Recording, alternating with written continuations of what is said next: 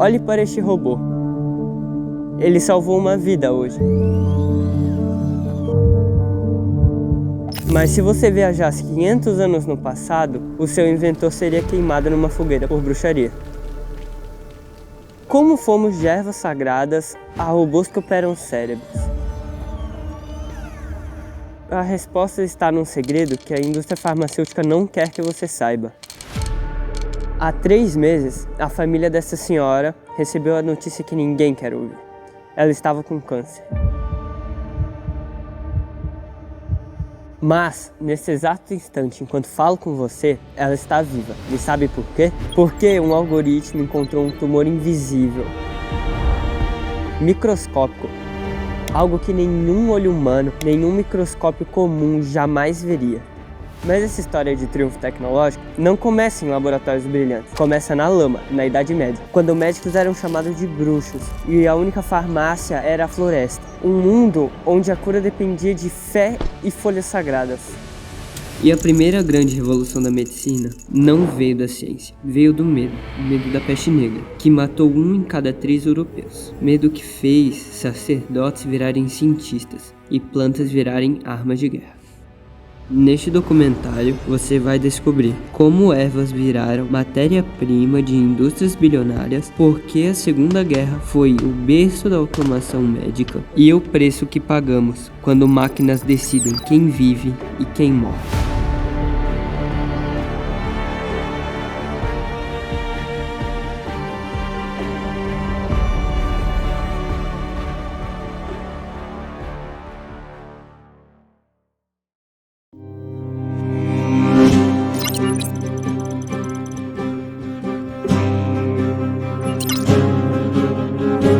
Imagine um mundo onde hospitais são florestas sagradas, onde médicos não carregam estetoscópios, mas bolsas com ervas. Aqui, a cura vinha da terra e dos deuses, como este chá de papoula, usado há 1000 anos para dores que hoje trataríamos com morfina. Mas, aqui está o problema. Cada cura era uma oração e cada diagnóstico um jogo de sorte. Conheça os primeiros remédios da natureza. Salgueiro, aspirina medieval para febres. Digitalis, veneno que virou remédio cardíaco. Dose errada igual a morte instantânea. Tomilho, antisséptico natural para feridas de guerra. Eles eram os medicamentos da natureza, mas sem bulas. Aprendizados por tentativa e erro que custavam vidas. Agora, a tragédia que mudou tudo. 1347, quando a peste negra chegou, matando 1 em cada 3 europeus. Plantas, rituais, nada funcionava. Curandeiros fugiam, sacerdotes diziam, é castigo divino. Mas a verdade era outra, a medicina era refém da sorte. Quando precisavam de 100 doses de digital em uma semana, colhiam 3 folhas por dia. O desespero gerou a centelha da revolução. Não com remédios, mas com tijolos. Locais como o Hotel Dieu em Paris, onde pela primeira vez médicos anotavam sintomas em massa. Era o embrião da manufatura, organização antes das máquinas. Mas faltava um ingrediente mortal para a explosão, que viria não de epidemias, mas de trincheiras.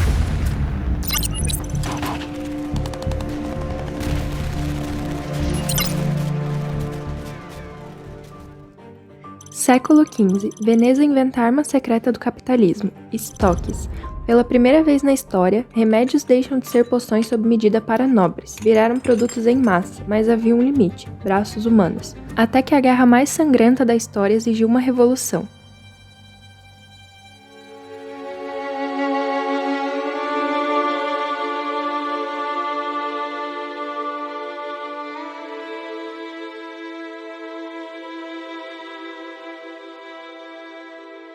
Em 1943, enquanto bombas arrasavam Londres, um herói improvável surgia, o mofo esquecido de Alexander Fleming.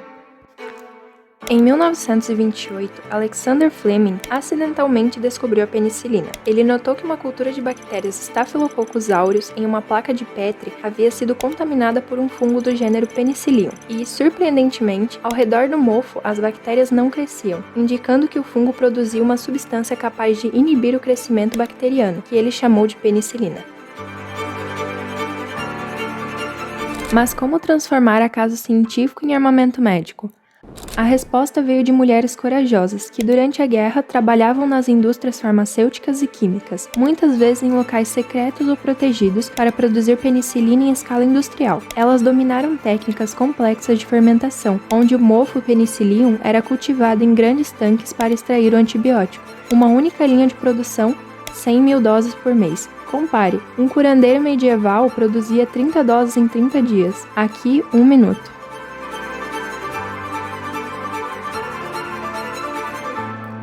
O milagre tinha um preço.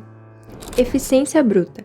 Para fabricar milhões de doses rapidamente, os medicamentos passaram a ser produzidos em lotes uniformes com dosagens e formulações fixas. Antes, remédios eram preparados sob medida para cada paciente. A produção industrial sacrificou essa personalização para ganhar escala e eficiência. Erros amplificados. Uma falha, 10.000 frascos contaminados. Pequenos erros no processo industrial, como contaminação, podem afetar milhares de unidades, como um dos maiores incidentes da história, o caso Cutter, mas falaremos dele daqui a pouco.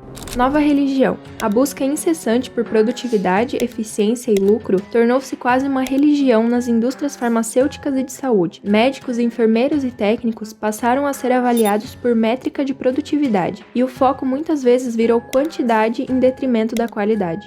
De curadores individuais, médicos viraram gerentes de saúde, pacientes, números. E o maior paradoxo moral: a guerra que matou milhões, salvou milhões ao forçar esta revolução. O progresso médico veio a partir de uma tragédia humana imensa.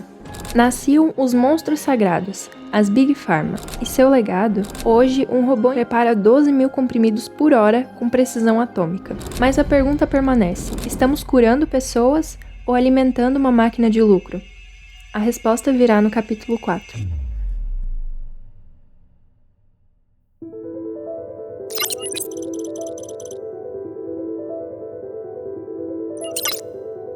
Em 1816, um médico tímido inventa isto, o primeiro estetoscópio. Ele criou um tubo oco de madeira para escutar sons internos do corpo. Parece simples, foi a primeira tecnologia portátil. Mas, enquanto os doutores ouviam corações, a Revolução Industrial pariu um monstro terrível, as cidades infernais,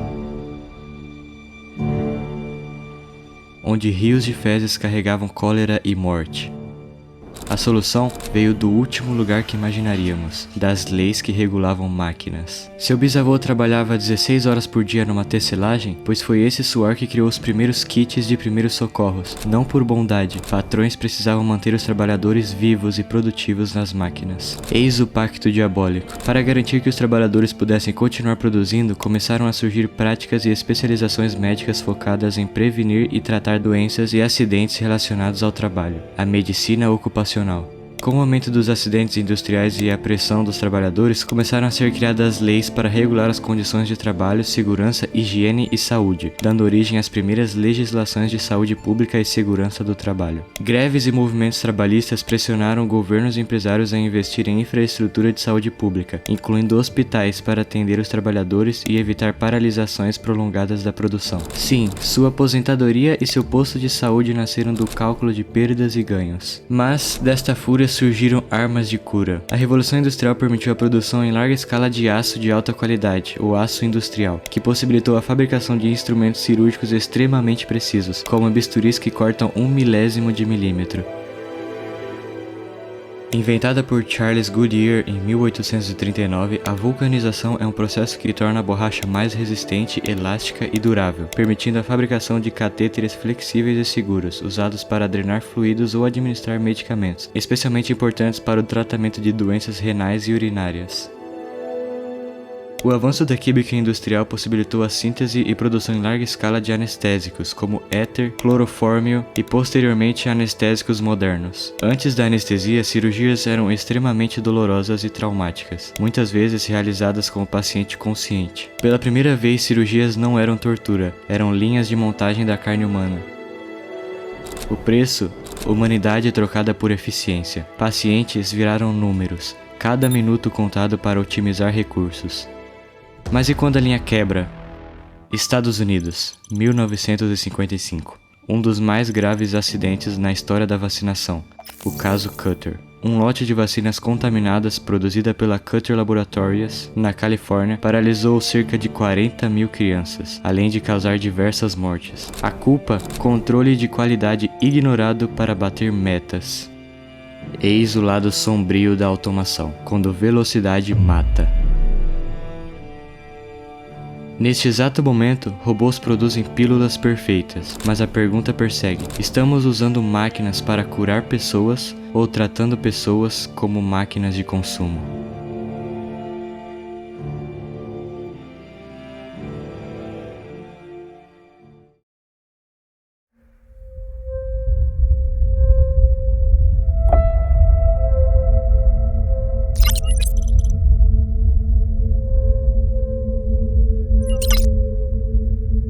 Aqui está a ironia mais cruel da história médica. A mesma linha de produção que criou seringas estéreis gerou os primeiros pacientes descartáveis. Século XIX. Operários envenenados por chumbo em fábricas de tintas. Século XXI. Algoritmos que negam planos de saúde por custo-benefício. O progresso medicalizado tem um vício oculto: transformar corpos humanos em commodities. Vamos dissecar os 3 cânceres da automação médica. Primeiro, desumanização. Hospitais viraram fábricas de saúde. Seu avô era tratado pelo Dr. Silva. Você é atendido pelo protocolo 7B. Segundo, desigualdade. Remédios baratos só onde há fábricas. Enquanto isso, na República Centro-Africana, um médico para 20 mil pessoas. Terceiro, risco amplificado. Semelhante ao caso Cutter, hoje, com a inteligência artificial farmacêutica, um bug pode contaminar 5 milhões de doses em segundos. O caso mais perverso: a indústria de opioides.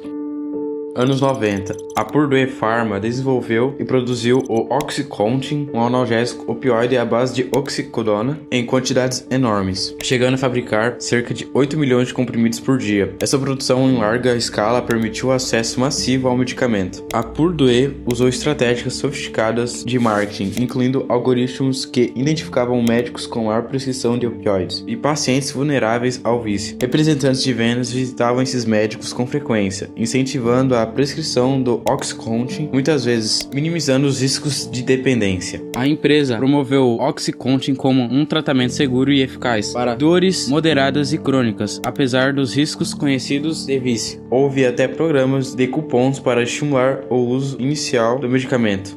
Resultado: 500 mil mortes por overdose nos Estados Unidos em 20 anos e um faturamento de cerca de 35 bilhões de dólares para a Purdue.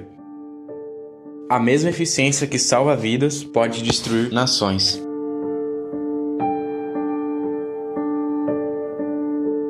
E chegamos ao abismo ético, quando uma inteligência artificial sugeriu otimizar recursos, negando cuidados a idosos, negros e outros grupos vulneráveis.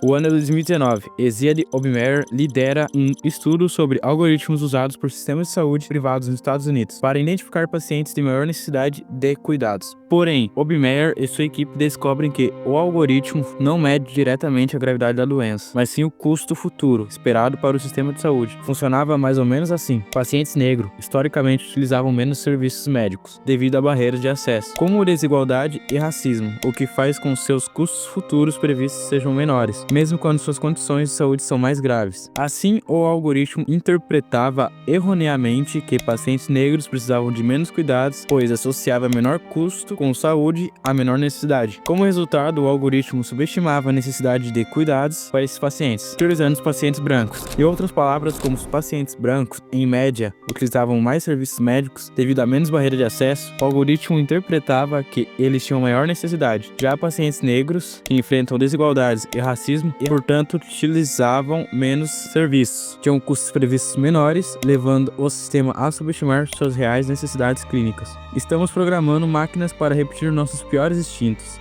Será que a próxima pandemia não será de vírus, mas de decisões automatizadas que jogam vidas no lixo?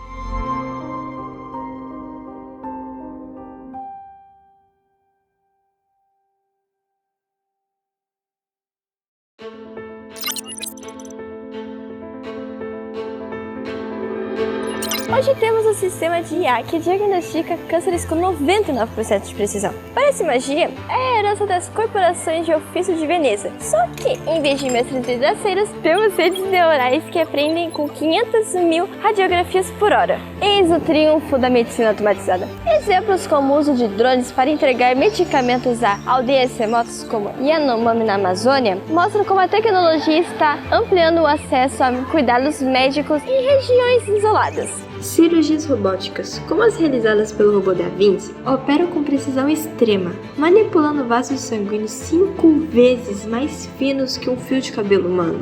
Algoritmos como a Blue Dot conseguiram prever o surto da Covid-19 9 dias antes da OMS. Por trás do código, porém, há um dilema ancestral. Quando o robô da IBM no Japão recusou um transplante baseado em expectativas e custos, não em ética. Repetimos erros vitorianos? A resposta está numa folha esquecida no primeiro livro da medicina. Fonte 800 anos. Hildegard de Bingen escreveu: curar é honrar a vida, mesmo nas fronteiras da morte. Voltamos à pergunta que ecoa há 500 anos. A automação nos cura ou nos corrompe? Olha esta planta. Em 1785 era só veneno para cardíacos. Hoje salva vidas como digoxina. O segredo não está na tecnologia, mas em como dominamos nossas ferramentas. A mesma navalha que corta ervas pode salvar ou destruir. Lembra da senhora do início do vídeo? Conheça Maria. Ela está viva hoje não por milagres robóticos, mas porque aprendemos a extrair o melhor das máquinas sem deixá-las roubar nossa humanidade. Na próxima década, algoritmos decidirão quem recebe órgãos escassos. Quem definirá esses limites? Você ou uma máquina? Essa resposta moldará nosso futuro.